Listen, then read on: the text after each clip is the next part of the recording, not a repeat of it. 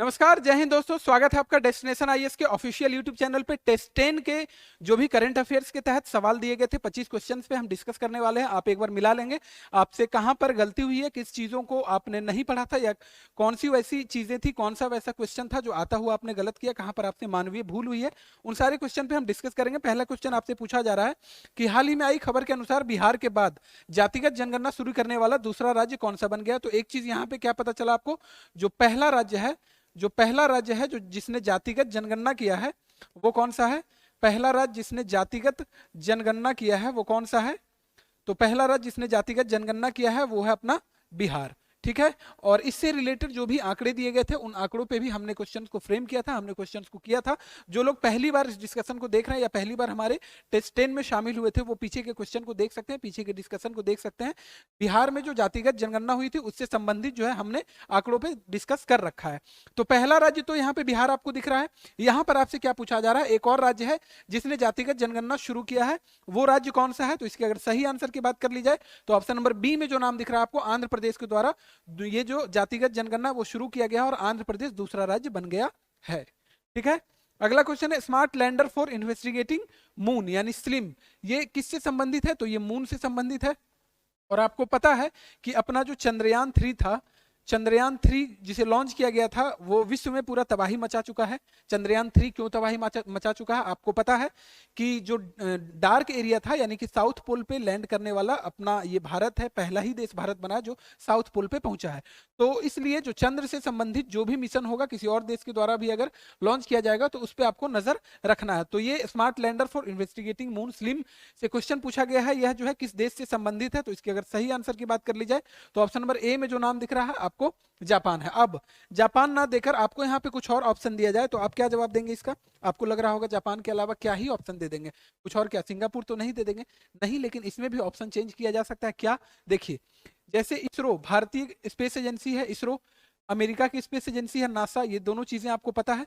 उसी तरह जापान की जो स्पेस एजेंसी है वो है जाक्सा। ठीक है। तो ऑप्शन में जापान ना देकर अगर जाक्सा दे दे तो आप उस समय कंफ्यूज कर जाएंगे कि सर ने तो बताया था जापान, हमने पढ़ भी रखा है जापान। तो जाक्सा इसका सही जवाब हो जाएगा। ठीक है।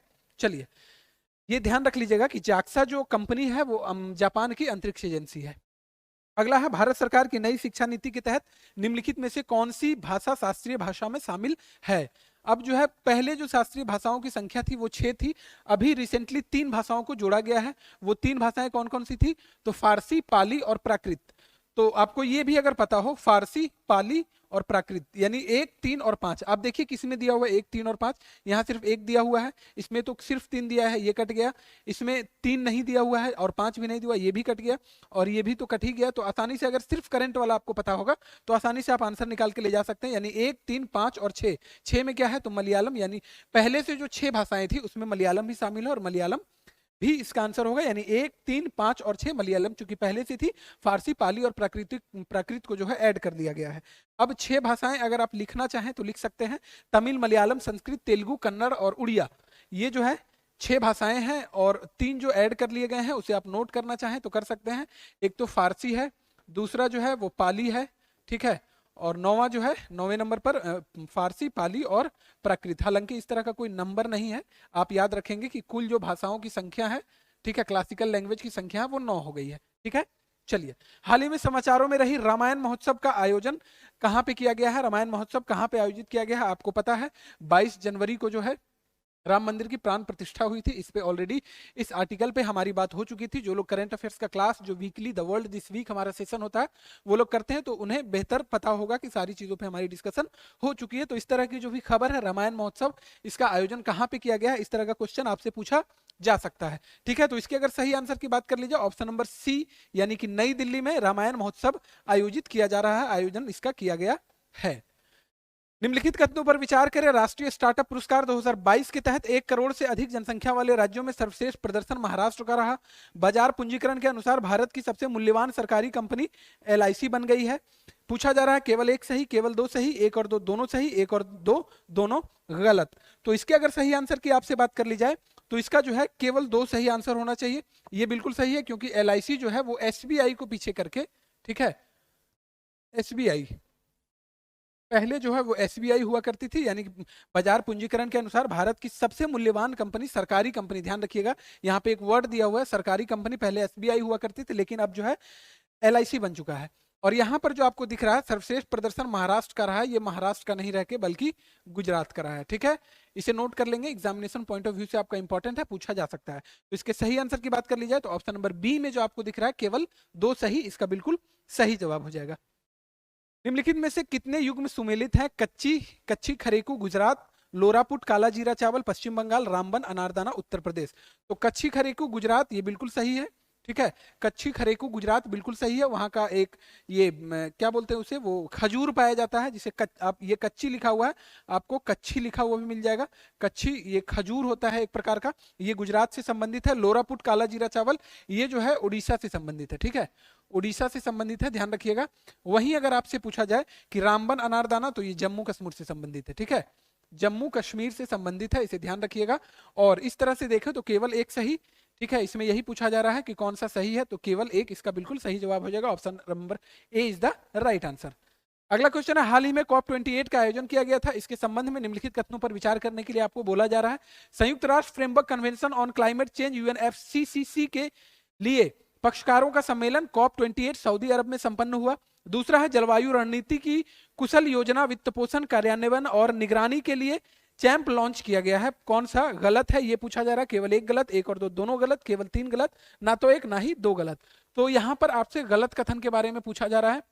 ठीक है, तो इसके अगर सही आंसर की आपसे बात कर ली जाए तो ये कथन गलत है, यानी कि ऑप्शन नंबर ए इसका सही जवाब हो जाएगा। केवल एक गलत। क्यों? क्योंकि ये सऊदी अरब में ना होकर आपको पता है दुबई में हुआ था।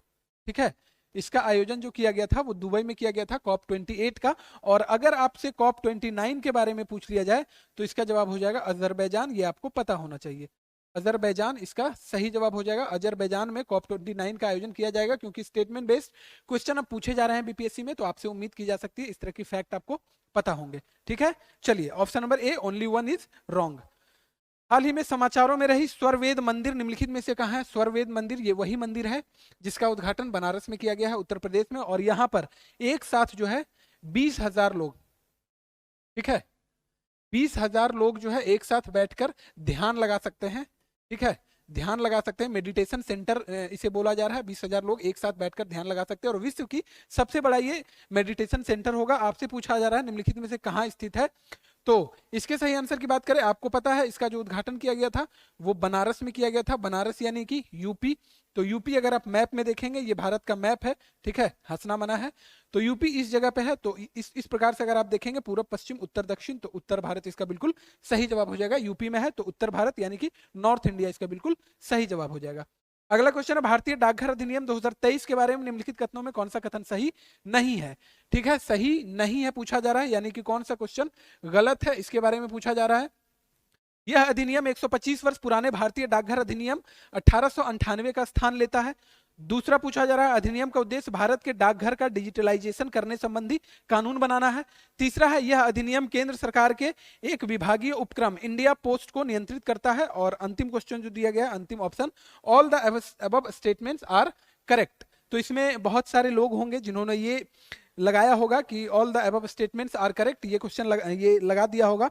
तो इसका जो सही जवाब है वो ऑप्शन नंबर बी है, क्योंकि इसका जो उद्देश्य है वो डिजिटलाइजेशन करना नहीं है। ठीक है, इसका जो उद्देश्य है वो डिजिटलाइजेशन करना नहीं है, बल्कि भारत में डाकघर से संबंधित कानून को समेकित और संशोधित करना है। ठीक है, समेकित और संशोधित करना है, ध्यान रखिएगा, समेकित और संशोधित करना है, डिजिटलाइजेशन करना नहीं है। ठीक है यहाँ पे ऑलरेडी लिखा हुआ है।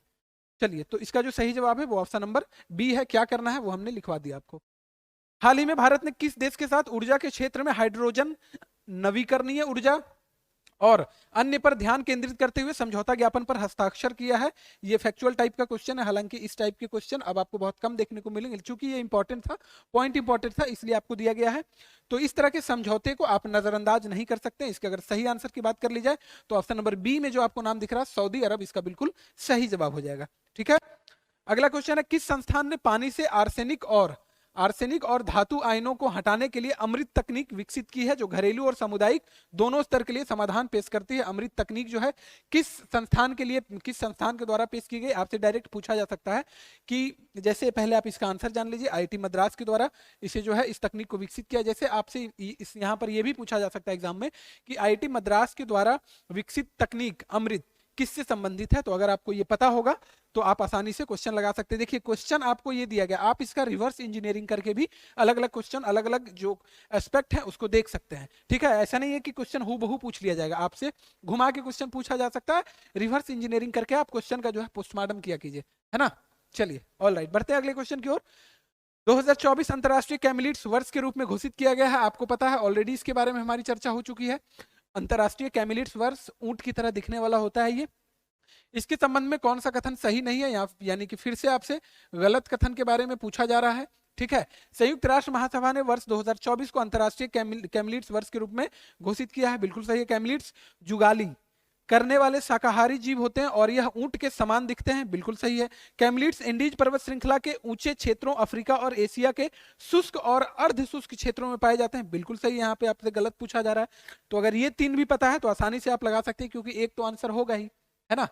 इसे ही बोलते हैं एलिमिनेशन टेक्निक। ठीक है, अगर ये सब भी पता है, आपको गलत नहीं भी पता था, तो आसानी से आप निकाल सकते हैं। अब इसमें गलत क्या है, तो कैमिलिट्स में ऊंट, लामा, अल्पाका, विकुना, गंबूसिया और जुआनाकोस शामिल है। गंबूसिया एक मछली की प्रकार है। अगर आप ध्यान से पढ़े होते तो इसका क्वेश्चन, इस क्वेश्चन का जवाब दे पाते सही से। गंबूसिया जो है एक मछली की प्रकार है, बहुत ज्यादा न्यूज में रही थी। ठीक है, आपसे डायरेक्ट भी पूछा जा सकता है कि गंबूसिया निम्नलिखित में से किसका प्रकार है। ठीक है, तो याद रखिएगा गंबूसिया मछली का प्रकार है। यहाँ पर इतना लंबा चौड़ा फ्रेम कर दिया गया था, ध्यान रखिएगा गंबूसिया मछली का प्रकार है। यहाँ पर गलत कथन पूछा जा रहा था, तो ऑप्शन नंबर डी इसका बिल्कुल सही हो जाएगा, क्योंकि ऑप्शन नंबर डी जो दिया गया है वो गलत दिया गया है। चलिए अगला क्वेश्चन है, consider the following statements with reference to sea buckthorn. It is a GI tag product of Jammu and Kashmir. Second statement is high quantity of vitamin C is found in it. अब दो ही आपको यहाँ पर दिया गया है स्टेटमेंट। यह जम्मू कश्मीर का एक जीआई टैग प्राप्त उत्पाद है, इसमें विटामिन सी की उच्च मात्रा पाई जाती है। ये सी बैकथॉर्न जो है, सी बैकथॉर्न एक प्रकार का जो है फल है, ध्यान रखिएगा, फ्रूट है।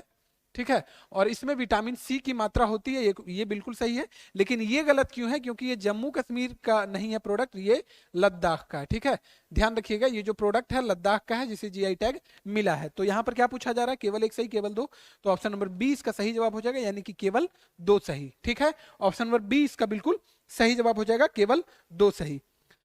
अगला क्वेश्चन है, हालिया समाचारों में रही अवॉस मोटला। ठीक है, अवॉस मोटला इंग्लिश में भी इसी प्रकार का लिखा हुआ है। निम्नलिखित में से किस चीज की प्रजाति है। जैसे गंबूसिया को आपने देखा, ठीक है, गंबूसिया को आपने देखा, उसी तरह से यहाँ पर एक चीज और आप नोट कर लीजिए, अवॉस मोटला, क्योंकि इन्वायरमेंट वगैरह से क्वेश्चन अब दिए जा रहे हैं, आप देखते होंगे यूपीएससी वगैरह में इस तरह के क्वेश्चन बहुत पूछे जाते हैं, तो संभावना बनती है कि आपसे भी इस तरह का क्वेश्चन पूछा जा सकता है। ठीक है, तो अवॉस मोटला जो है ये भी एक मछली की प्रजाति है, ध्यान रखिएगा। अवॉस मोटला जो है वो मछली की प्रजाति है। निम्नलिखित युग्म में कितने सही सुमेलित हैं। अंतरराष्ट्रीय मुद्रा कोष, इसका जो मुख्यालय है वो वाशिंगटन डीसी में है। अंतरराष्ट्रीय श्रम संगठन जेनेवा, यानी कि इंटरनेशनल लेबर ऑर्गेनाइजेशन यहाँ पर दिया गया है। अगला है इंटरनेशनल मेरीटाइम ऑर्गेनाइजेशन, यानी अंतरराष्ट्रीय समुद्री संगठन, इसका जो मुख्यालय है वो लंदन में है। तो तीनों के तीनों कथन सही दिए गए हैं, सभी तीनों इसका सही जवाब हो जाएगा, ऑप्शन नंबर सी। इसका जो सही जवाब हो जाएगा वो ऑप्शन नंबर सी, यानी कि तीन के तीनों जो दिए गए हैं वो बिल्कुल सही है। ठीक है, इस तरह के मुख्यालय वगैरह से आपने देखा होगा, क्वेश्चन वगैरह रहता है, आपने देखा होगा कि ये यूएन की कौन सी आधिकारिक भाषा, इससे क्वेश्चन दे दिया गया था 69वीं बीपीएससी में। ठीक है, चलिए उत्तर भारत के निम्नलिखित सुरंगों पर विचार करें। अटल सुरंग, जवाहर सुरंग, डॉक्टर श्यामा प्रसाद मुखर्जी सुरंग, तीन सुरंग दिए गए हैं आपको। पूछा जा रहा है उपयुक्त में से कितने सुरंग उत्तराखंड राज्य में है, तो जवाब हो जाएगा कोई भी नहीं। ठीक है, ऑप्शन नंबर डी। क्यों, क्योंकि अटल सुरंग आपको पता है हिमाचल में है। ठीक है, हिमाचल प्रदेश में है, और ये जो दो सुरंग देंगे जवाहर सुरंग और डॉक्टर श्यामा प्रसाद मुखर्जी, ये जो है जम्मू में है। ठीक है, जम्मू एंड कश्मीर। ठीक है, ध्यान रखिएगा, जम्मू एंड कश्मीर में ये दोनों सुरंग हैं, और अटल सुरंग हिमाचल प्रदेश में है। तो उत्तराखंड में एक भी सुरंग नहीं है, ऑप्शन नंबर डी इसका बिल्कुल सही जवाब हो जाएगा। ठीक है, अभी ये समुद्र पे सबसे बड़ा पुल जो है भारत में निर्माण हुआ है, उसके बारे में हमने पढ़ा था। उनका भी नाम जो है अटल जी से ही संबंधित है। पिछले टेस्ट में हमने इस पे क्वेश्चन भी दिया था और डिस्कशन भी हमारी अच्छी खासी हुई थी। भारतीय प्रौद्योगिकी संस्थान मद्रास यानी कि आईआईटी मद्रास, ठीक है, थोड़ा लंबा चौड़ा नाम दिया गया है, कि पहले विदेशी परिसर की स्थापना कहाँ की गई है। कई बार मैंने आपको बताया है, भारतीय जो प्रौद्योगिकी संस्थान है यानी आईआईटी मद्रास के पहले विदेशी कैंपस की स्थापना जो है जंजीबार तंजानिया में की गई है, ठीक है, जंजीबार तंजानिया में की गई। वहीं अगर आईआईटी दिल्ली की बात कर ली जाए, आईआईटी दिल्ली जो है ये अबू धाबी में खुलेगा, ठीक है, अबू धाबी में। इससे रिलेटेड ये दो नाम अक्सर मैं जब भी एक की डिस्कस करता था तो दोनों के बारे में आपको बता दिया करता था। ऑलराइट, चलिए बढ़ते अगले क्वेश्चन की ओर।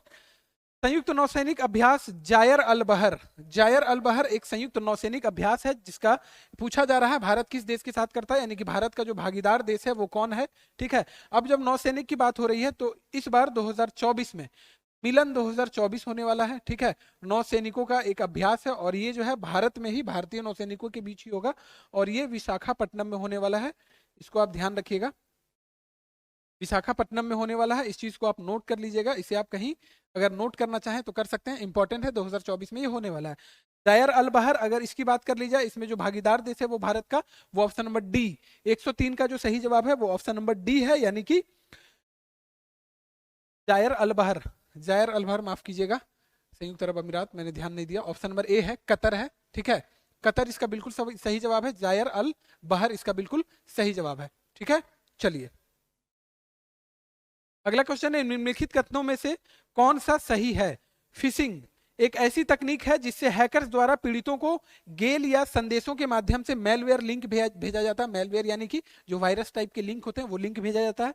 विशिंग क्या है, विशिंग में संवेदनशीलता जानकारी प्राप्त करने के लिए एक वॉइस कॉल का उपयोग किया जाता है। तो यहाँ पर दोनों के दोनों कथन सही है, तो इसका जो सही जवाब हो जाएगा वो ऑप्शन नंबर सी हो जाएगा, यानी कि एक और दोनों, ठीक है, एक और दो दोनों कथन सही है। वही पूछा जा रहा था आपसे, कौन सा कथन सही है या फिर है, ठीक है, तो दोनों का दोनों कथन सही है। अमानगढ़ टाइगर रिजर्व में टाइगर की आबादी में वृद्धि देखी गई है जिसके कारण तेंदुओं पर प्रतिकूल प्रभाव पड़ा है। इस टाइगर रिजर्व के संदर्भ में असत्य कथन की पहचान करें। इन्वायरमेंट एंड इकोलॉजी से फिर एक क्वेश्चन आपको यहाँ पे दिख रहा है।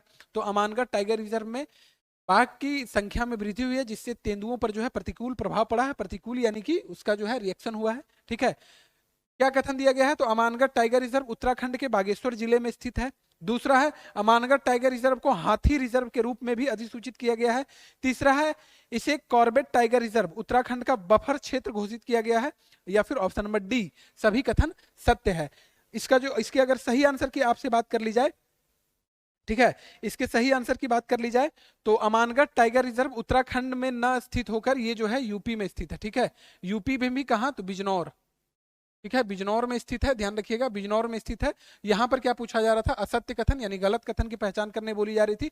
तो ऑप्शन नंबर ए इसका सही जवाब हो जाएगा, क्योंकि उत्तराखंड में ना होकर यूपी के बिजनौर में है। बाकी जो भी कथन दिए गए हैं हाथी रिजर्व के रूप में अधिसूचित किया गया, बिल्कुल सही है। इसे कॉर्बेट टाइगर रिजर्व जो उत्तराखंड में है उसके बफर क्षेत्र के रूप में घोषित किया गया। आप देखेंगे उत्तर प्रदेश और उत्तराखंड आसपास ही पड़ता है, ठीक है। अगर आप मैप को, आपको थोड़ी बहुत नॉलेज होगी तो आप इस चीज को देख सकते हैं। और उत्तराखंड जो है उत्तर प्रदेश को डिवाइड करके ही बनाया गया है, ठीक है। चलिए, निम्नलिखित में से बिहार के किस बालक बालिका को प्रधानमंत्री राष्ट्रीय बाल पुरस्कार 2024 से सम्मानित किया गया है। अब प्रधानमंत्री राष्ट्रीय बाल पुरस्कार नाम भले ही इसका, लेकिन ये जो दिया जाता है ये राष्ट्रपति महोदय के द्वारा दिया जाता है।